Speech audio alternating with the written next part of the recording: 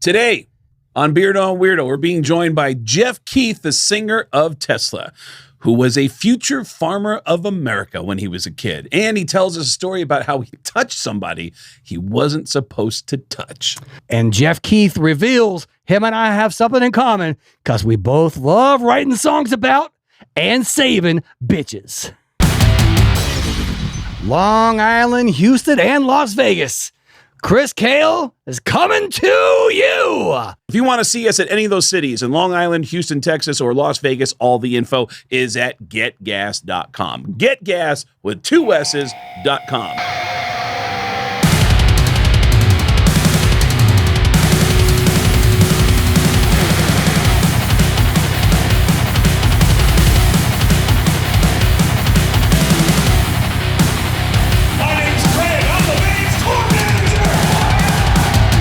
Oh, man. Jeff, I love you so much. I'm so glad to see your face. I love you too, Craig. Thanks for asking me to do this, man. Absolutely. My buddy Chris Kael from the rock and roll band Five Finger Death Punch joining us. How are you, sir? Chris, how are you, buddy? I'm good. I'm glad to finally meet you. I've met a couple of other wonderful dudes in Tesla, and now I'm getting to meet you. I'm super excited about it. Right, man. I appreciate that. I'm super excited, too. Pleasure. We should say right off the top that Jeff's band, Tesla, is hitting the road July 17th with Mötley Crüe and Extreme, the same day that their new album comes out. Ooh. Homage, however you want to say it. Is it. I thought it was homage. Homage? I had people calling it homage. Yeah, homage. Hey, man, we're in rock and roll. It's homage. We're in rock and roll. It's called what we want it to be called in the moment that we want it to be called that. Yeah. Right, you honor somebody, the H is silent, and homage. There we go. Homage. Exactly. I'm down with homage, and it's a collection of songs that you guys covered of your favorite artists. Yeah, and I'm imagining, because I have from time to time before shows, I've heard Jeff singing random songs, and I'm like, I've always gotten the feeling that it's kind of like, for me, stand-up comedy, I love being around comedy. I love going to open mics. I love being around. Like, I love, every time I see you, I'm always like, Jeff, can I tell you my favorite joke right now? And I'm always telling you guys my favorite jokes and stuff. I get the feeling you're the same way with singing. You just love singing. Am I wrong? I do. I do love singing, man. I love singing. I sing in the shower, out of the shower, in. I mean, and, you know, and a lot of these songs that we covered, you know, when Brian Wheat said, Jeffrey, we should just do an album about your voice because you can still sing, and let's do, you know, paying homage to some of the greatest singers out there. You know, we started with the Elvis Presley song. I mean, you can't go wrong with Elvis. Of course. Right. And, you know, he said, hey, a lot of people, of course, cover Elvis songs, and this one's never been covered. So, you know, If I Can Dream. And then it went on with, you know, Freddie Mercury would Spread Your Wings when he would. Look at the balls on you covering Freddie Mercury. My God. Yeah, man. You gotta just throwing it on the table. Here you go. Yeah. I love it. So, I love hearing you sing anything, man. I when I was at your house you're like one of 2 or 3 people whose houses I went to during the pandemic, and you gave me a copy of an EP you had recorded of country songs. And you sounded great with the country songs. And I was like, man, this guy just loves to sing. And what's crazy about it, if it hadn't been for the fact of these crazy circumstances, right place, right time, Jeff loves music. He meets some other kids who love music. They just, like, all these things fall into place, and people love what they ended up doing. Had it not been for that, you're looking at a man who not only would not have these gold and platinum records behind him. Oh yeah, he might still he might still be driving septic tanks around town. That's what one of his last jobs was. Hey, that's right. We were number 1 in the number 2 business, but but in the inner sleeve, man, it said that I drove a giant mountain cement truck. All right. So, Tom's who taught. I said, Tom, it says that I drove a giant mountain cement truck. We mixed our own concrete up, poured the tanks, pulled them, and then hauled them. Yeah. And set them. And he goes, come on, JK. If you sell, the first 50,000 units, then we'll change it. And I didn't notice it until we were getting our first gold record, and I went, wait a minute, 50,000. Wait a second, 500,000. Yep, that's gold. That's $500,000. Yeah, I that's said, 10 times. Yeah, and Tom said, "Come on, man, we can't change the story. Yep. Can we just leave it?" So here we are talking about it. Like I know, and it's so crazy because, you know, here it is like 40 plus years later, you guys are still getting to do this thing, but how often do you go back and think about those early days of just being with your friends and this surreal thing happening of like, what the hell's going on? I mean, even along the way, there were people like, I mean, they're going on tour with Mötley Crüe, but I remember Nikki Sixx at one point said, Tesla's like a bunch of tomato farmers or something. Like, you know. I think Nikki Sixx said that was great. Yeah. That's what happened. I mean, somebody could not let it go. Yep. Friends, and they were like, hey, man, I think maybe they probably asked him, so what do you think about Tesla that's going to go out with you, you know, on the Dr. Feelgood tour? Yeah. And Nikki just probably very fun, jokingly just said, Tesla's a bunch of tomato farmers from Sacramento. And I thought it was great. Absolutely. Yeah. But we had some friends that were just like, man, that's not cool. Yeah, because I mean, this is awesome. And you know what? Nikki and them guys are great. Mötley Crüe, we're so excited to be going out. It's been since 1989. Wow. We've had a few shows here and there, but I'm just saying, you know. I love it that your friends are sticking up for you, but being a musician as well, had those words come out of his mouth about Five Finger Death Punch, I'm like, wait a minute. Nikki Sixx is talking about us? Yeah. Yes! Yes! Exactly. He knows us. We are. We grow a lot of tomatoes in Sacramento. We're tomato farmers from Sacramento. Oh, Yeah.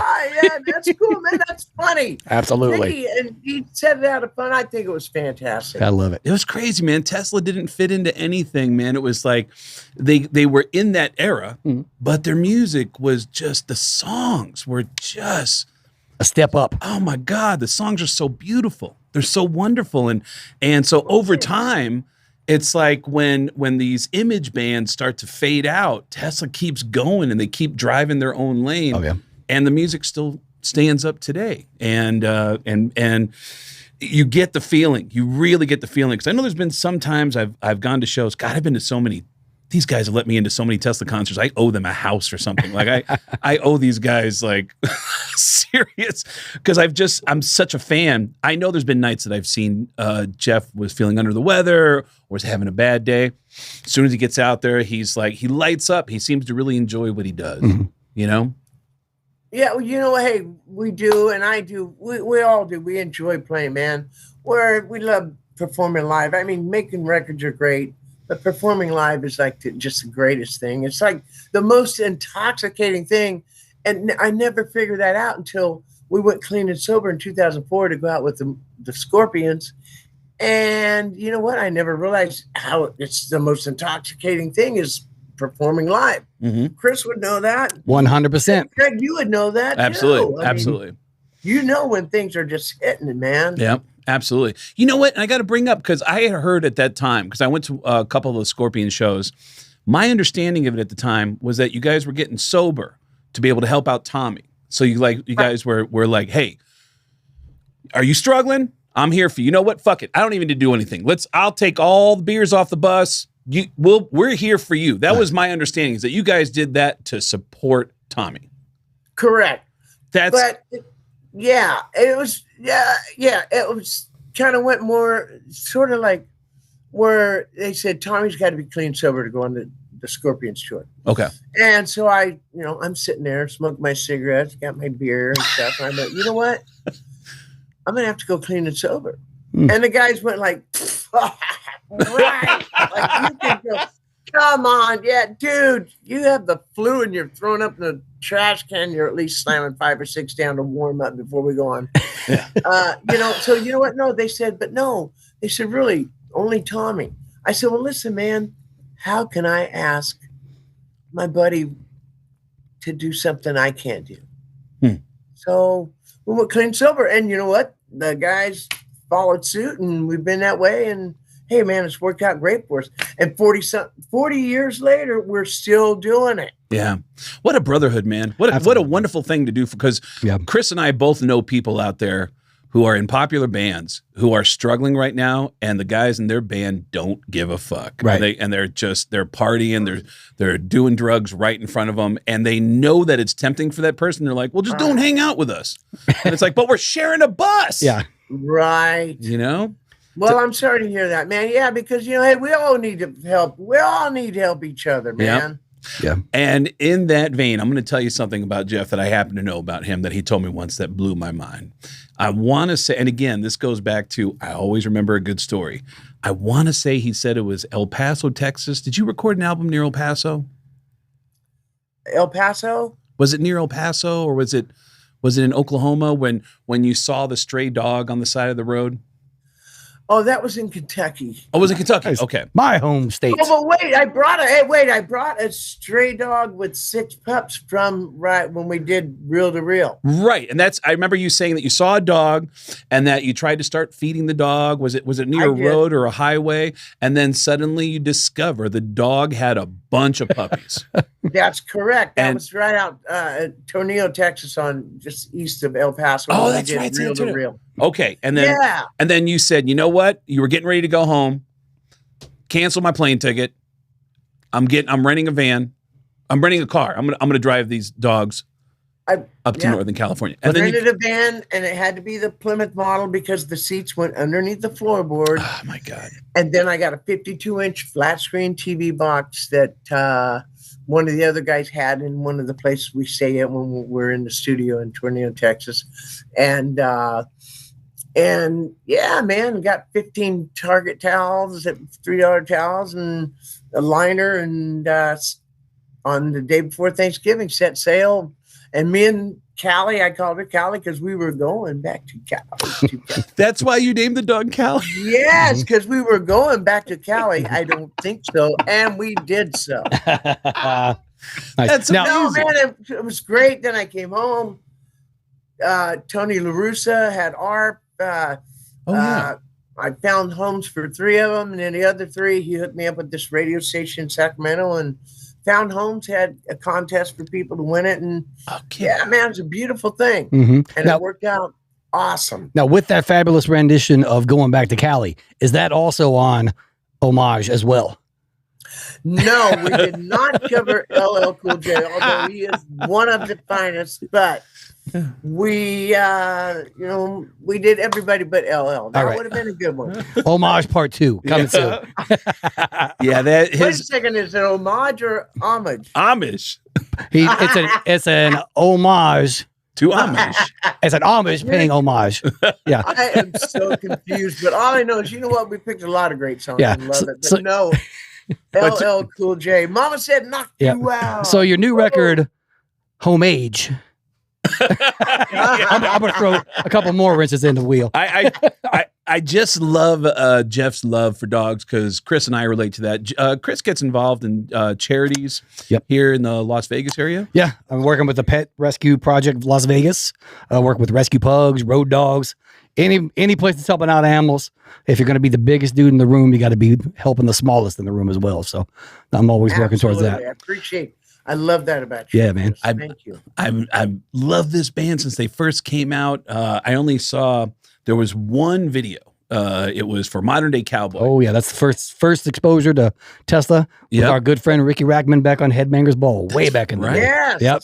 And I go to see them open up for Alice Cooper. Ooh. And it was I was on their bus watching a VHS tape. We just made this video for a song called Little Susie. And I'm like, whoa, look at this video. Man, this looks sleek. Looks like they spent some money on this, And then that became their next big single. And these guys just became these hit makers. I mean, there's like these songs just resonate with people. Mm-hmm. And to the point about the story that I was telling you about Jeff's love for dogs, I didn't know this for at least 15, 20 years and after the song came out, that the song What You Give starts out, who's the one that makes you happy? Or maybe who's the one that's always on your mind? It sounds like a love song. It's about a dog. It started out being influenced about a dog I had to put down, man. I had this dog, Brandy, and she was like my best friend. And you know what? some people, they look at it, it's like, it's just a dog. And I'm like, man, Frank had written the music for this song probably, it was towards the end for the second record. It didn't make it in time. And I told him, I said, I love the song. It makes me cry from the first note. And after putting my dog down, Brandy, I was just sad and just really mourning. And you know what? And I still didn't have nothing for the song What You Give Ya. And somebody close to me said, Jeff, I'm in my backyard. I said, I'm just mourning. I just need time to mourn. I'm staying away from everybody. I just want to cry. I lost a really good friend of mine. I know, and people might not understand, but I just need to cry. And so somebody close to me said, it was just a dog. And I went, oh, that's it. Wow. Nice. I was raking my yard crying. And I said, you know what? I dropped the rake and I went, I know what I want to write about. I want to write about what could be a box of rocks to somebody. But that box of rocks makes, like, say, my kid so happy to go to school and get straight A's. Other people might go, it's just a box of rocks, man. But it's like, I know, but just what it means to my kid to get straight A's, that's all that counts. So man, what's some people might say it doesn't mean much to me, could mean the world to somebody else. Like some people, like Chris, you just said, you love to save animals. Yeah, that's why when Craig first brought up, where I was coming back from going to with a runner, and I come back and that little dog was crossing the street. This was in Kentucky. No tag on it. Next, these two fans, a guy and a gal, they say, well, we'll take it home, Jeff. I went, oh, thank you so much, because I don't think we're going to find the owner. Turns out somebody figured out the little number that was on the flea collar, got a hold of it, an elderly lady, the dog got out the door. And so, of course, I took really good care of the people that were going to take it home, but the dog went home happy to its rightful owner. So, I mean, I love the fact that the way anything to do with animals, you want to help them. They need help. Oh, yeah. We all need help. And so, some people might go, and you're just helping something that they're just going to be more of it. So, hey, you know what, man? We love doing it because it makes us feel good. But also, our good. pets. Yeah, I mean, listen, dogs are, I think this is a story that's resonating with people because there are people who mourn harder for their pets than they do for family members. And that's because you don't have any memories of your dog owing you money. You know, it's not like. And Jeff, what was the name? What was the name of the dog? What's that? What was the name of the dog that had passed? Callie. Oh no, the one that passed. No, Callie was the one that came from Texas. From Texas, and Brandy was the one. That, so Brandy. So yes, kid, yeah, a female dog. Yep. I've written songs about bitches not nearly as worthy as Brandy. That's for damn sure. Clip it, Alex. I have two, man. Yeah, and for that kind of pain that we all can relate to produce such a beautiful song as What You Give is just, that was mind-blowing to me. Jeff doesn't have I feel like so many musicians seem to be California bred. They also have some kind of connection. At least there was a time when it was California bred. Now it's like a real DIY industry. But Jeff is like, he's from, what was it? Georgetown, California, which is up in Northern California, a little logging town, population 900. But then Idabel, Oklahoma. Majored in FFA. Future Farmers. There we go. Georgetown, California. So that's where the accent comes from. I hear a little Future Farmers of America in that accent. Yes. yeah. What was and do you still keep in touch with friends from Idabel? Absolutely, man. Really? My best friend in the world's from Idabel. Absolutely, man. Really? Hey, man, I'm a small town boy, and you can take the boy out of the country, can't take the country out of the boy. So what kind of trouble do you get into growing up in Idabel? Oh, well, you know what? We were pretty good at we're actually pretty clever with some things, you know. And I mean, it was such a small town there, man. There wasn't like in Georgetown. There was no sheriff's department. I think they might have one now, but really, but in Oklahoma, I mean, you know, you have to be smooth. You have to be clever, and I mean, it wasn't like we were like robbing banks or nothing. We were just like smoking some shake. Things like that. But the stories you would tell me, it's like, it sounds like you grew up like Huck Finn, like you're making your own fishing pole, and like, you know, I mean, he's got like painting the white picket fences, trying to get enough money to get into the studio. And learning music on 8-track tapes, man, that was everything. 8-track tapes, where it would stop in the middle of the song and then switch over. Well, yeah, but you know what the beauty of it was is you could pass out or go to sleep, whatever, and wake up and it's still going, man. That's what I love about 8-track tapes. And you know what? So, you know, it was another thing where sometimes we'll meet famous people and the guys will go, Jeff, this is so-and-so from this band. And I'll go, hey, man, all I knew was, I think it was a gray tape, a black tape. It was, like Robin Trower was maybe Army Green. Oh, that's fun. You know, the 8-track tapes were certain colors because all the labels were bubbled off. Right. Yeah, there we go. It gets hot in Oklahoma. Oh my God, what an experience. It does, man. It does. To go from Idabel to at some point in your young life being able to travel around the world and playing your music to people. I know. And you know what's crazy, you guys, is my first concert. So I grew up in Georgetown, California, Northern California, moved to Broken Bow for a year, Idabel for 5 years, majored in FFA, which in my case stands for Future Frontman of America. Yeah. I'm just kidding. Ladies and gentlemen, Jeff Keith, everybody. Then moved back to Georgetown, did, work construction, and then 6 years at Georgetown Precast, which was #1 in the #2 business. Yeah. And in 1978, I went to my first concert. I was 19 years old at Day on the Green #3. Oh, wow. Oakland Coliseum. My first show, Van Halen opened the show. Ooh. It was 78. And then Bon Scott McAfee, AC/DC. We were like, who the hell is this? Really? And then it was Pat Travers. And then it was Foreigner. It was the Monday, a day like any other day. I left a small town. It was just like mind-blowing, an Aerosmith headline. Nice. It was my very first concert at 19 years old. I love that. That happened in 78. And you see how excited Jeff was still getting about that concert. Singing today. that Foreigner line. Oh, man. I love it.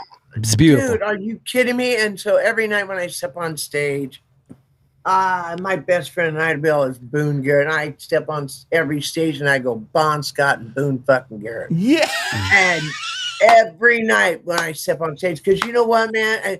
And that was, so I was 19 and 78. That means a little over just 8 years later. Here we are, like playing stuff like,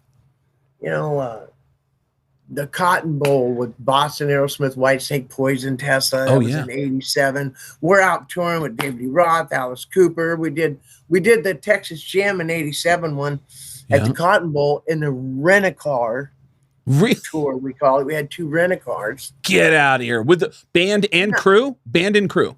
Yes, and you don't have much crew. You kind of do things. Well, yeah, we did have a crew. I don't know how that worked. Yeah, but we all fit in 2 cars. Whoa. And we got pulled over. Brian Wheat was driving a little bit over, and the sheriff that pulled him over, we backed off. We followed him into this little outdoor mall, little kind of store place. Yeah. And the sheriff, deputy, whatever they like to be called, officer, he went in, took Brian Wheat inside and said, all right. He put on the cloak and said, I'm the justice of the peace. Get out of here. It's going to cost you like $240 and I'll let you go. And this was back when we didn't have hardly anything, man. Mm-hmm. But you know what? We did that rent-a-car tour, and that was in between, let me see, start out with David Lee Roth. That was in between Alice Cooper and Hysteria. We did the whole 14 months of Hysteria. Oh, yeah. That was that huge breakthrough tour. Yeah. That was the peak of like Def Leppard was everywhere on the charts, and every city you saw them in, Tesla was the opener, and that was when it was a very unique stage to be in the middle of the arena, in the round, and they let Tesla play. And it seemed like you had access to that entire stage in the round, right? They let us go anywhere we wanted. Wow. They said you can go anywhere you want. Yep. They, have anything you want. Where it didn't cut us of things or anything. Yeah. So we're in the round. That's such a cool thing, man. They're our big brothers. Still to this day, they'll always be our big brothers. We did 14 months. Started out in Sheffield, England. Oof. And over in Europe and the UK, and then came over in the States, and we did 14 months of that. Sometimes they would go home for a break, and we would stay out and just share rooms because we couldn't really afford it at the time. But you know what? That's all right, man. We somewhat earned our way to do all that stuff, Paying those and dues. they were so good to us. And the last night, now this is before. People might have had a Polaroid or a Kodak or something. But it was before cell phones. Right, before you could bring in movie cameras and stuff. And the last night, and I'm trying to remember where it was. I was talking about the other day. I rode a unicycle. So I used to go around, the venues and the arenas. And, in a unicycle? ride up and down the ramps. A unicycle. You rode a unicycle? Yes, and I had fun with it. But learned how to do it in Georgetown. Pretty darn good at it. So at any rate, I'm riding around during the day, and sometimes I'd stop and sign autographs for people that were standing in line for the show. And then I would go back up the ramp. They would be cheering me. I would going back and forth, getting up there. I'd get to the top, and they'd be like cheering for me. All right. But the last show, and I don't know where it is, and probably there's no video footage, or somebody might possibly have a picture, who knows, but probably not. And I don't think it was the best idea, but I did it. And I gaffer taped a wooden stick pony on the seat. And here I am. On the unicycle? On the last song in the round. Could have been very dangerous. It was very dangerous. Really not the best idea, but I did it. And I rode around the whole thing in my cowboy boots, beer bottle, cigarette hanging out, holding on to that little wooden stick pony, gaffer tape to the seat. I know that's crazy stuff, and I do not recommend that for you kids at home. Before there was Jackass, Jeff was doing stunts on stage. He didn't have the budget of Judas Priest and Rob Halford. Yeah. But he did what he could. That was very under budget, and it came in under budget too. Jeff, when you think back to those memories, I wonder, and this is like a chance for me to ask you questions that would never be appropriate and just like hanging out, but when you travel around the country, are there ever cities that you go to where you go, man, remember that shithole we performed at in this town? Or remember that real shitty hotel we stayed at in this town? Are there cities where memories pop up of before things started to click in for the band? Oh, yeah, man. We've stayed at some pretty... there's one place where I think it was built for doors to people to put like their suits in the door, and then they could let people know that, hey, on the outside, the people could come and service for the hotel and take your suit and dry clean it for you, put it back in there. Mm-hmm. But it kind of had that look like a casket door. Speaking of caskets, that was. Yeah. I don't know if it's Detroit. I don't want to say Detroit. They might go, we didn't have those. Yeah, but that was somewhere. But I know when Tesla broke up, me and Tommy had a band called Bar 7. It was Sopa King, but we changed it because they would go, what did I tell us about the Sopa Kings? I go, it's singular, not plural. Yeah. Sopa King. And they, for Sopa King, cool. Sopa King, bad, ass. Yeah. At any rate, so we checked into some Motel 6 because we had a very low budget on that tour, but it had a lot of fun, man. Mm-hmm. And I think there was an outline where Daddy had just been deceased the day before, and they didn't even move the tape. They rented the room out to us. We went, you know what? We're gonna have to. Well, they go, we'll give you a different room. It's like, you know what? We think we'll go down the hill. Yeah. you know. And, wow. I can relate to that. So I could definitely relate to that because, like, I've been on tours before, like way back in the day, and we thought about calling it the "I Was Murdered at the So and So Hotel" tour. Right. Yeah, man. It's funny because when I think about Jeff, I think about how empathetic he is. He's very kind to people. Anyone who meets him, they all have like great stories. Like, God, he was so nice. Really took his time to talk to me. You know, the stories about his love of animals is just something you can't help but love about the guy.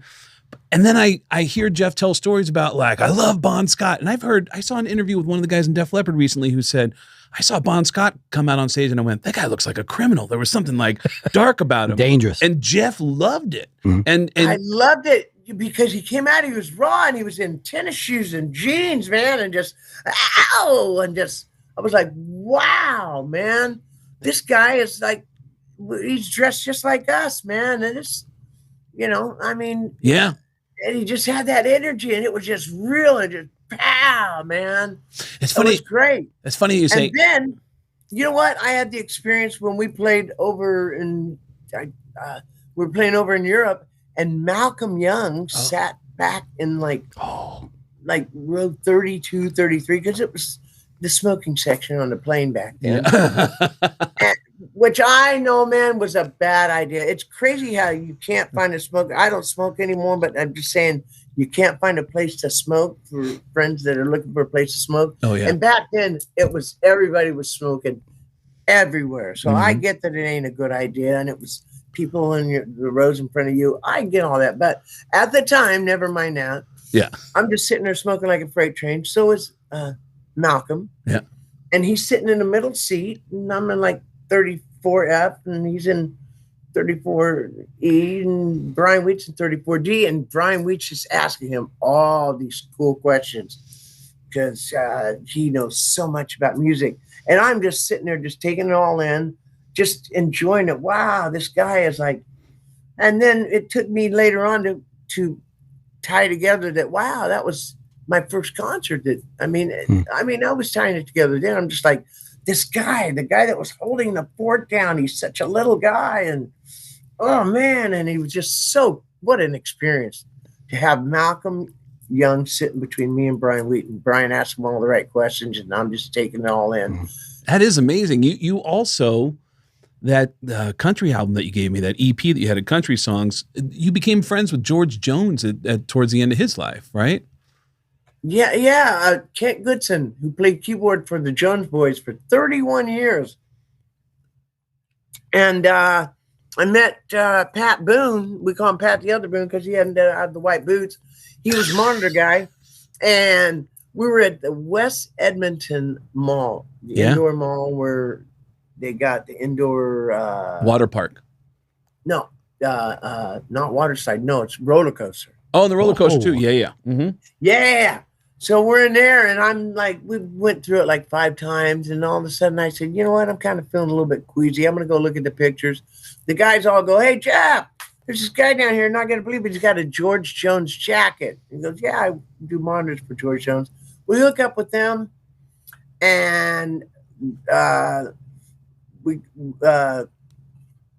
we crisscross in Ottawa, and so I got to go to their show. Oh, they nice. Got to go to our show. Nice. And hooked up with Kent Goodson and Pat Boone, and so just had a great time just going back to Old Hickory, just on a pontoon boat, man. Just, you know, having a couple red beers at the time, a few stogies and things like that, and wrote just no ties and just wrote some songs that were just like, had that by the light of the jukebox feel to it, and we made an EP, and the idea was to sell enough to do a full-blown country record, which didn't work out, but we still had so much fun making that EP. And to add to that, Kent Goodson is also the only person we've ever brought in to do a project in our new record, Homage.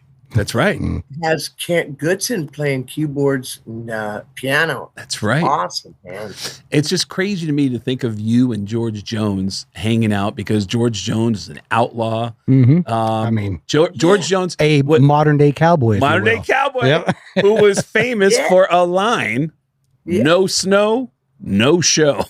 Yeah, hey, no show. As a matter of fact, I got away with. We wrote a song called "The Legend George Jones," and on my birthday in Fresno County Fair in 2012, if you were to go to like YouTube go to YouTube, George Jones / Jeff Keith, it'll come up. It's a song that never made it on the EP because it was just scratch vocals. Okay. And the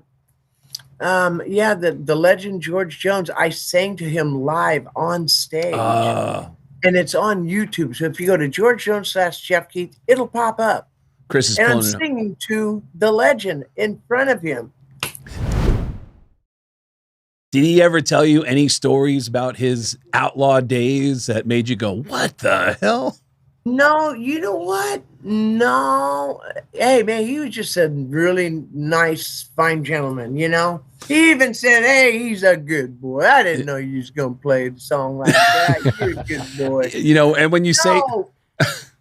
Yeah, you know what? Hey, he's like my all-time favorite. I mean, right there with Merle Haggard. I mean, George Jones was like my favorite. He was my mom's favorite. My dad's favorite was Merle Haggard. So, you know, I just had them all good country music in my life my whole life. And so, you know what? George Jones, he's and you know what? I don't think he wanted to talk about those days. He just liked to get up there and sing. Nice. Tying this all back to the new Tesla record, George is keyboardist, playing keyboards on the new Tesla record. And Tesla just did a video. They filmed a video in Jeff's neck of the woods, Georgetown, at the Georgetown Saloon. And did you used to live in the saloon when you were a kid? Georgetown Hotel, yes. My dad played there with Banjo Bob and on banjo and Dwayne Schrader on piano. And we lived there across the hallway where I got my first tooth pulled. Really? I lived there from 1960. When I was 2, we moved there from Texarkana. And we lived there until, I think I went to kindergarten living there, and then President Kennedy got assassinated, and then we moved up the hill. So I lived there from like 60 to 63, 64. Yeah, so we just shot a video there for the Spread Your Wings video. Wow. I like that he was down in Texas. Kennedy gets assassinated. He's like, you know what? Time to go farm some tomatoes in Sacramento. Yeah. It's getting a this is little Georgetown. dangerous. Georgetown is where he was at when the assassination happened. Ooh. Yeah. And that's where I heard about it because I was like, in kindergarten? Yeah. Yeah, I know, huge. But you know what? That's another idea for doing it at the Georgetown Hotel because you guys, I came from a place, it was a half-horse town. I love it. Loved growing up as a kid in Georgetown. But population 900, you know, it's not very often people make it out of there and then get in with City Kid, which changed their name to Tesla, which goes out and starts touring around the world. And we're still doing it 40 years later. It's not very often that happens. I remember Brian and Frank used to love to tell a story about when they were City Kid. They just lost their singer. Like the singer quit. Singer's out of the band. And they did a gig where they let guys come up and sing a song. That was the audition. Come up, sing 1 or 2 songs. Jeff goes up, and the way they like to tell the story is that Jeff had no idea how monitors worked. Right? Isn't there like some? Right. Go ahead. You tell. Let me tell you step by step how that went. It's funny how things get out there like that. They were letting other guys coming up and this and that. Okay, so growing up in Georgetown, I grew up with these girls, Trish and Catherine Murray. Okay. So now I had a little band with my brother up there, a little living room band because we didn't have a garage. At any rate, they knew I kind of was playing music and singing and stuff. And so they lived down in Sacramento now. And Trish Murray was dating like Kevin DeBro at the time. This was in 83. And so, yeah, they said, hey, she says, listen, Frank and Brian, don't know that their singer Jeff Harper is going to quit the band and go play for Target, because City Kid was just getting ready to start playing for Friday and Saturday nights as a top 40 band. And so they go, Jeff Harper's going to quit, go play for Target. And he didn't even tell them. They don't even know. Why don't you come down and we'll get you to sit in with them. We'll have you audition with them or something. We'll ask them. So check it out. I didn't have enough gas to make it across the canyon. I had enough gas to go to Georgetown precast for the rest of the week. I found a friend with a full tank of gas to cross the canyon, went down to the rock factory, and I watched Trish and Catherine Murray walk to the back room and tell Frank and Brian, Jeff Harper's quitting tonight. He hasn't told you, so that really wow. And they go, we're going to call up this guy, Jeff Keith.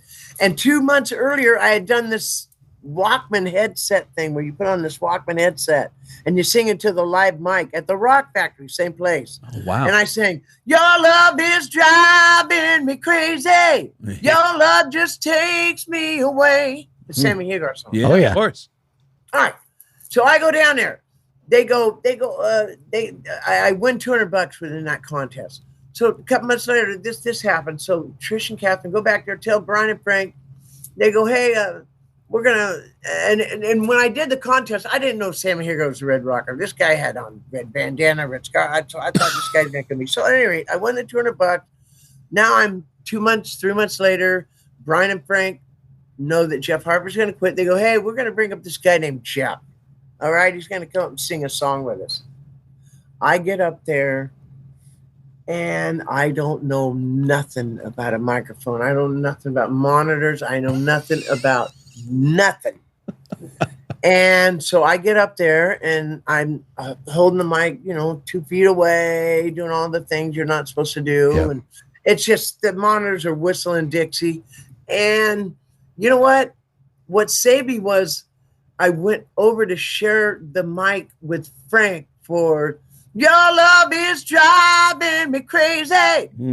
And that's what saved me, because when they went back, from what I understand, Brian Wheat goes, this guy don't know crap. You don't know shit about anything, man. This guy don't know. I couldn't even hear his voice. I don't even know if he could sing, man. This guy don't know nothing about nothing. Frank went, he knows nothing about nothing.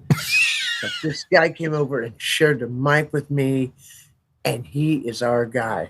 And you know what? I'm going over doing vocal lessons with him and stuff, man. Oh, wow. And it just all worked out, and just here we are. I as they'd say in Finding Nemo, I caught the drift, dude. Yeah. It's crazy that little moment changed your life. Yeah. That one, just going over there and sharing the microphone. That one adjustment. Yep. That's it. One adjustment. That's it, Chris. If I wouldn't have went over there and shared the mic with Frank, done. Wouldn't even be here right now. Don't you guys end up in Guam for a while, playing on military bases for a while after that? Yes, we did. That's when Tommy had just joined the band in January of '84. And so we wanted to go over there and get tight. And we went over to a place and played this place called the Pescador, which used to be a supermarket or something. And there was a Air Force base and Navy base over there. And man, it was a big, nice setup. And all it took was one person that was either in the Navy or the Air Force. As soon as one person, even they didn't have to be even serving, one person would come in, and we would have to start, and we had to play 5 sets, 6 nights a week. Oh my God. Oh yeah. I know, it's crazy now. I couldn't even think about doing that now. Yeah. Right. I know it's crazy what we do when we're younger and we're starting. Yep. It's starving. We're not thinking about it. Yeah, but it also, that was your rock school. That was what made you disciplined, and absolutely playing five sets a night, 6 nights a week. Yes, and then a couple of weeks we played. It's called Chamorro. The locals were called Chamorros. So we played on the 7th day. We played on the other end of the island. It was a great experience, man. Cutting his chops. Those were what you call paying your dues. Absolutely, for sure. I don't know. Do you get moments where you go, I mean, like 40 years later, where you're standing on stage like, I can't believe this is happening. Like, do you still have those moments where you can't believe this is still happening? Yeah, man. But, yeah, absolutely. I mean, you never think you're even going to sell a record, one record in the beginning, or make a record, really. Yeah. To be honest with you, when I got in this, we never thought we'd be making a record. I go, making a record? What's that? Let alone have your own set of monitors at some point. Right. I know. And know how to use them. I know. But you know what, man? Hey, you know what? There are times where I just maybe not go, I can't believe, but I just go, man, it is really crazy, incredible how far we've come and what all we've been through. Because, when you Chris, I mean, Craig, and you work with multiple people on stage, but when you go on stage, you go and you're traveling like that and doing that, you go through things that you don't go through with anybody else. So for sure, when we get on stage, man, there are no phone calls. There are no, hey, hang on, come here for a second. I mean, it's like we're up there performing, and we know that that hour and a half or 50 minutes or whatever the set may be, there's no interruptions, and we're going through and experience things together that you only experience with your brothers. Man, I cannot relate to that thought more. Leaving the stress behind of whatever. Sometimes there's stuff going on in life that you're dealing with, and then it's time to go on stage. And it's like, all right, everybody else, stay over there. This is my time. I'm going on stage, and this is my thing. Something I can relate to that I heard what he's saying, and I may be reading too much into this, but it resonated with me. You said, there's not moments where I'm like, I can't believe this, but you're like, I am grateful for this. So as a musician and having that within us, I always heard a voice before it hit for me. It's like, hold on, just wait, be patient. It's coming. It's coming. So I was very confident that I didn't know at what capacity things were going to hit for me. I'm super grateful for the levels that it's hit. I never would have expected that, but I knew within the way the music felt with me, the way, for me, it was Gene Simmons from Kiss, seeing him on stage and be like, oh, I don't know what he's doing, but that's what I want to do. And then doing every damn thing possible to make that happen for me. I fought, I kept on doing it, worked 3 jobs at a time, going out touring in a geo tracker. Yeah. Exactly, so, like, man. I dudes. Yeah, I felt like for me that I was like, it's going to happen. It's going to happen. Did you have that as well? Did you have that? You know what? Now, here's the deal. Now, I'm a small town boy. Same. Lexington, Kentucky. It never even crossed my mind. Bon Scott, look at that, man. Oh, that's what I'm going to do. I just thought, I'd never do it. It didn't even cross my mind. But you know what, man? Just it turns out it's just a small world that ended up happening for me. And you know what? And I'm very grateful, always grateful for that we're still doing it. And yes, I am. It's very. I'm amazed that we're still doing it. Absolutely. I mean, who would think? You know, we come from the hair band, the hair 80s and stuff, you know? Oh, yeah. And much like yourself, it's like it, man. No one practices in their living room to keep on playing in their living room. Right. No, that's right. We're always dreaming, man. Hey, and we made it out of the living room. Yes, we did. And it's funny because we still rehearse in Zoltan's living room now. Oh, that's right. Yep. Yeah. I think it's great. Oh, yeah. Keeps us humble at our roots. I mean, granted, it's a much bigger living room now than what it was at the beginning, but it's still his living room. Well, we got to wind down here, Jeff, but a couple of thoughts I wanted to know because you had your own lane.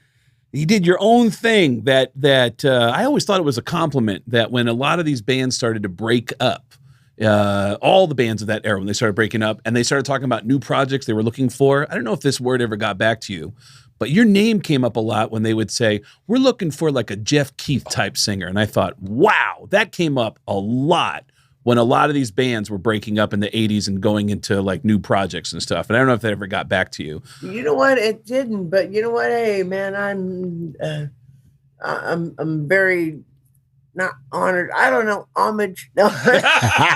I'm very Somebody's been trained in press right there. Trained in press. Bring it back around at the end, baby. Yeah, no, I'm very flattered. I think that's fantastic. I think that's great, you know, that people find my voice, they like it, and I appreciate that, and I can just be me and just, you know, and write and sing words that I really believe in, that are timeless, and I think, and I can still sing today. There's a few that I go, well, I'm not going to sing that now. But you know what? For the most part, we're very fortunate. We wrote songs. We were always told, write songs from the heart, because you know what? You might have 5 drunk people that could give a shit less who you are. Yep. And you may never sell a record. So we always wrote songs from the heart, and it's still working to this day. And the fact that people would say, would mention that, and my name would come up, I'm flattered by that. And you would find your own lane. Then you found yourself sometimes touring with characters like David Lee Roth. And I just wonder, when you guys toured with David Lee Roth, did you ever get a chance to have any conversations with him, or was he always David Lee Roth whenever you were around him? You know what? We got to talk to him on the last night. Okay. And he was a super cool guy. Loved David Lee Roth. I used to watch him every night. What a front man. This Absolutely. Guy, one of the best front men ever. I used to watch him every single night. Yeah. And, but yeah, we got to talk to him afterwards, and he really encouraged us, said, keep doing what you guys are doing. I think you're a great band. And which really meant a lot to us, because that was our first tour, Eat 'em and Smile. No shit. Wow. Yeah. I remember the first tour I saw you guys on was that Alice Cooper tour, so it must have been after the David Lee Roth. I think it was Welcome to My Nightmare tour, but that's the first time I saw Tesla's opening up for Alice Cooper. All right. You told me one of the funniest stories when I saw you during the pandemic about a funny exchange that you had where you realize, oh, we didn't hammer this out beforehand, so this is not turning out the way I think it's going to happen.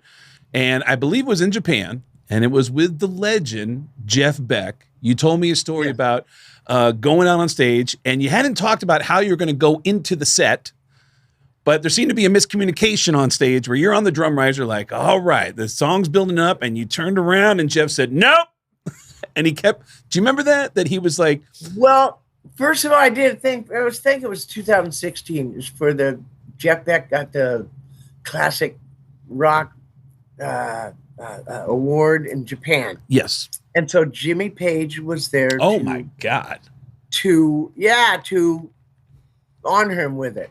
But he said he didn't want to play with him for whatever reason. So I was in the singer of the house band. Okay. Ray Leo, how do you pronounce Ray's last name for Korn? Luzier.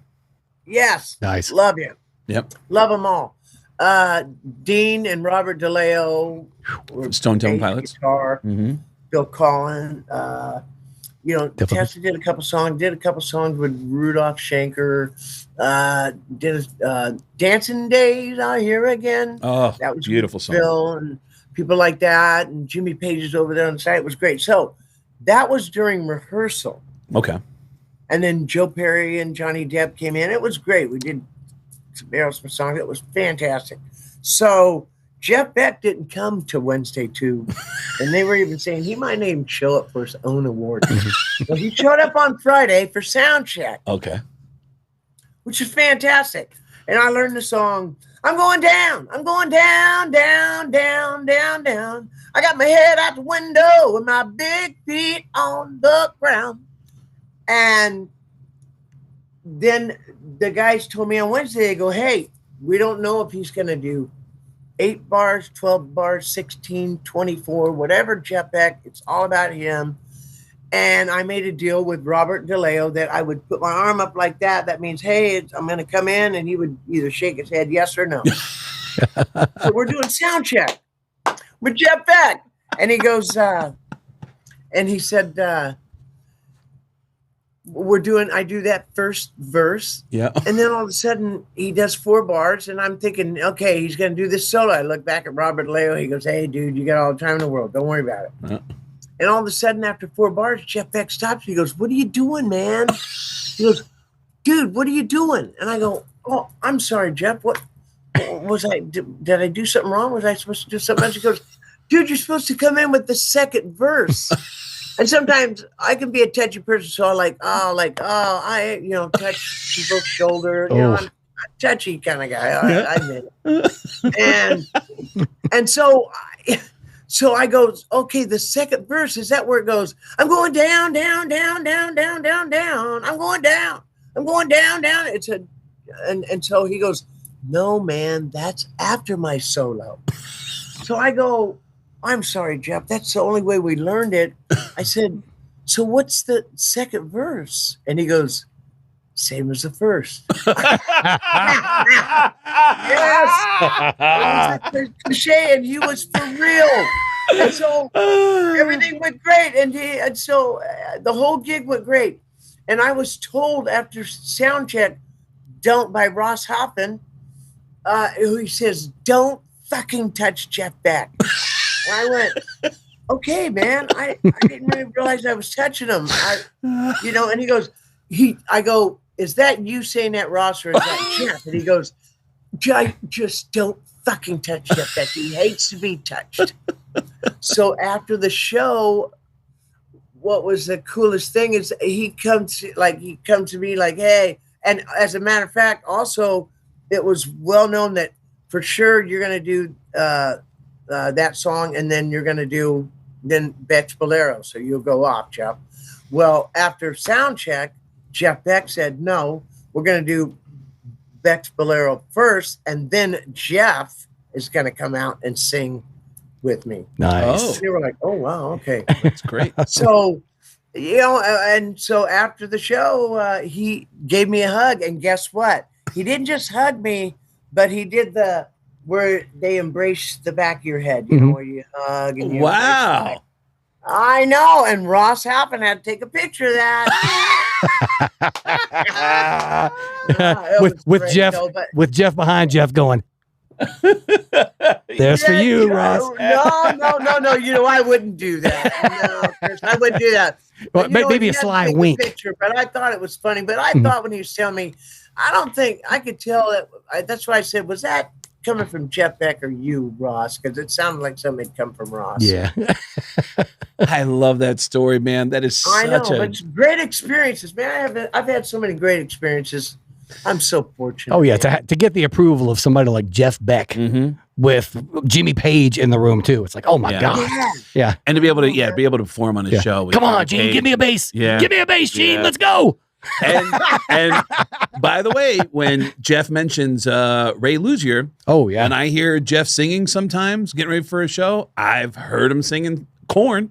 I've heard him singing Saliva. Nice. Like like Jeff's. Oh, hey man, sometimes when I got to go out and do my honey-do list and stuff, I will blast. I'm coming undone too late. There we go. Yeah. Woo. We're sending that to Ray. Yep. to Ray and to Brian. Absolutely. Oh, that is amazing. Jeff's the new album from Tesla, Homage, is coming out on July 17th. It's the day that I like how you blend homage and homage. Homage. Yeah. Homage. Homage. You blend the two pronunciations together in one. Ladies and gentlemen, Craig Gass. Now I'm overthinking everything. Oh yeah. But Jeff is just Tesla's one of my favorite bands. Jeff's one of my favorite people. And live in shows, I mean, it's just like I know there's been a couple of times where I've seen shows where actually not a couple, maybe once or twice, where I heard Jeff say after a song, and I didn't even notice it. He goes, "Man, I messed up that song. I want to apologize to everybody." And I'm like, I didn't hear a mess up. And then and I've heard people in the crew say, yeah, nobody ever noticed, but every once in a while, Jeff will know he did a wrong line and he'll apologize for it, and nobody will pick up on it and be like, gosh, folks, you know what? It's like, I've been known to say stuff like, fuck Beaver, leave it to me. Yeah. And I do want to say this because it's important to note that Tesla has always kept one man's name out in public. That was a friend of mine. That was the reason why I was always involved in the Station Fire Fund. It was a gentleman who worked for Tesla by the name of Jeff Rader, who is a hero. He worked for Tesla for years, and he actually saved lives the night of that Great White concert, the station fire that happened. He was responsible for getting 100 people out of the building when he realized his girlfriend was still inside, and Jeff Rader ran into a burning building. And Tesla has been very mindful to keep his name out there, and have donated the time, and they've shown up to perform for free at shows to raise money. And now they have an incredible memorial for the survivors of the Station Fire Fund out in West Warwick, Rhode Island, which is amazing. I love you, Jeff. I hope I get to see you on this Mötley Crüe tour. Oh, I'm sure you will, Craig. I'm sure you will. Well, brother, enjoy the rest of your day. Thanks for making time for us, and get the new Tesla album July 17th. Homage. Yeah. There you go. There you go. There you go. Right.